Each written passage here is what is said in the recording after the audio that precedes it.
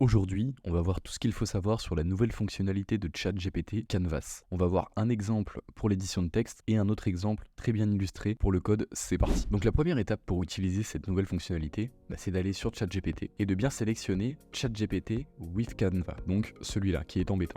On y va, la première illustration, ça va être pour la partie code. Donc on va lui dire simplement de nous créer un jeu, le jeu Snake que je pense tout le monde connaît, en Python. Donc là ici il nous génère du code et il nous met dans une nouvelle fenêtre. Dans cette nouvelle fenêtre, on a à gauche la possibilité d'interagir directement avec ce qu'on va avoir de générer, donc un petit peu comme ce qu'on a sur Claude, tout simplement.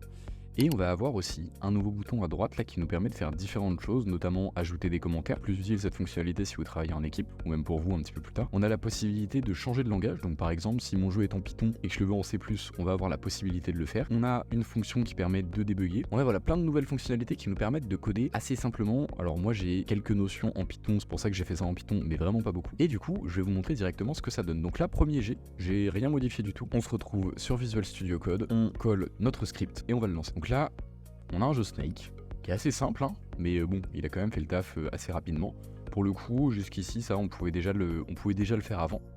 Mais là, vous allez voir que sans qu'il y ait à nous recopier tout le code, donc effectivement, ça, on pouvait déjà le faire avant. Mais là, on va voir que ça devient beaucoup plus facile, un petit peu, de travailler sur un code existant et de le modifier.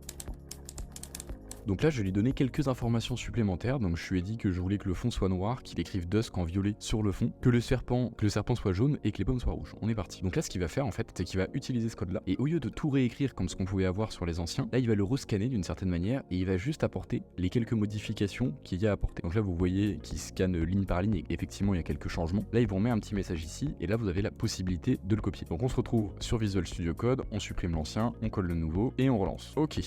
Bon, du coup, comme vous voyez, ça a très bien marché. On a effectivement notre serpent jaune, les pommes sont en rouge. On a Dusk qui est écrit, on a notre score. Je vais demander une dernière petite modification. Ok, du coup là je lui ai demandé que les pommes soient rondes. Je lui ai demandé qu'il m'ajoute une barre de progression qui va jusqu'à 100. Et je lui ai demandé qu'à chaque fois qu'on finit parce qu'on perd, il y ait écrit nul en gros à la fin du game. Donc on va voir tout de suite si ça fonctionne. Ok, bon du coup on voit que nos pommes sont bien rondes, donc c'est cool, ça fait un petit peu plus pomme. La barre de progression, elle a bien été ajoutée. Alors des fois c'est un peu compliqué d'aller les chercher ces petites... hop, je suis pas habitué. Mais du coup, on voit bien que la barre de progression a été ajoutée, le score est toujours là, ça il l'avait déjà mis tout seul au début. Et quand je perds, il me met nul. Bon alors là, on pourrait évidemment continuer, modifier, lui dire de le mettre en plus gros, etc. Vous pouvez le changer sans problème. Voilà un petit peu ce qu'on peut faire. Donc là évidemment on a vu un cas qui est un peu simple sur lequel tout le monde peut se permettre de s'amuser. Mais j'ai aucun mal à imaginer des personnes qui sont un petit peu plus dans le développement, qui peuvent effectivement coder des applications ou autre chose bien plus simplement qu'avant. On passe tout de suite à la deuxième partie sur l'écriture. Ok, on se retrouve tout de suite pour la suite et vous voyez que sur la même conversation, là j'étais sur mon code, j'ai cliqué sur la petite croix et j'ai pu relancer une nouvelle chose, donc je vais le refaire avec vous.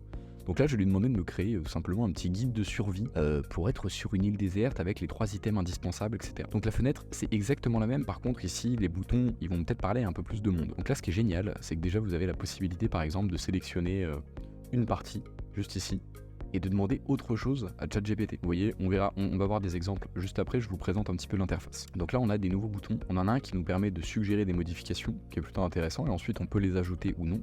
On peut ajuster la longueur, le niveau de lecture, peaufiner c'est vraiment pour la fin, on verra ça juste à la fin, et on peut ajouter des emojis. Donc déjà ce qu'on peut essayer de faire c'est ajouter des emojis pour voir un peu ce qu'il nous fait. Donc là vous allez voir que j'ai pas cliqué ici, il faut faire ça et il faut recliquer ici. Hop. Donc là il va nous scanner un petit peu tout, il va nous rajouter des emojis. Donc c'est cool, mais moi j'en veux moins.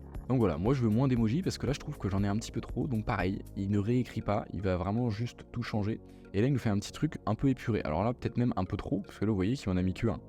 Je vais lui dire, faut que tu trouves un juste milieu. Et bon, là on passe de un emoji tous les 3 mots à beaucoup trop. Bon là il en met beaucoup. Bon bref, c'est pas le plus important, quoi qu'il y en a un petit peu moins, en bas, mais ça permet un petit peu de changer et de mettre un petit peu de vie dans ce que vous faites. Donc la deuxième chose que je vais faire, c'est que je vais m'amuser et je vais dire ok, là si vous voulez vous avez des grades. Donc là on est sur le grade un petit peu standard. Là vous avez lycée, université, enseignement supérieur, et à l'inverse on peut aller sur un langage beaucoup plus simple. On peut mettre au maximum pour voir un petit peu ce que ça donne. Et du coup il va utiliser des termes un petit peu plus techniques, alors qu'à l'inverse l'opposé, il va pouvoir être compréhensible par des enfants.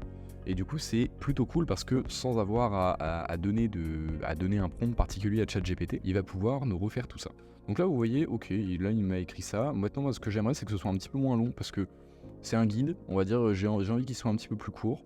Donc là c'est pareil, ça nous prend 3 secondes, il faut vraiment le laisser terminer. De toute façon, vous voyez que là il charge ici, et ensuite il vous écrit un message. Et là une fois qu'il a écrit le message, c'est tout. Ok, maintenant ce qu'on va faire, c'est que là, à celui-là, on va lui remettre des petits emojis. Ok, donc là c'est pas mal, on a à peu près ce qu'il faut. Et là je vais faire deux choses. Je vais lui dire, donne-moi des marques connues. Donc là, il va m'écrire ici pour que moi je puisse l'ajouter à ça. Ok. Et là du coup ce qu'on va faire, c'est qu'on va toujours aller au même endroit et on va aller sur la pierre à feu. Et là par contre on va lui dire d'ajouter quelque chose dans le texte et pas lui poser une question. Et là vous allez voir que effectivement je lui ai demandé de me mettre un lien vers le plus gros fabricant de pierre à feu. Ça nous a ajouté un lien vers le plus gros fabricant de pierre à feu. Donc on se retrouve avec ce texte là, tout ça, on a des emojis, etc.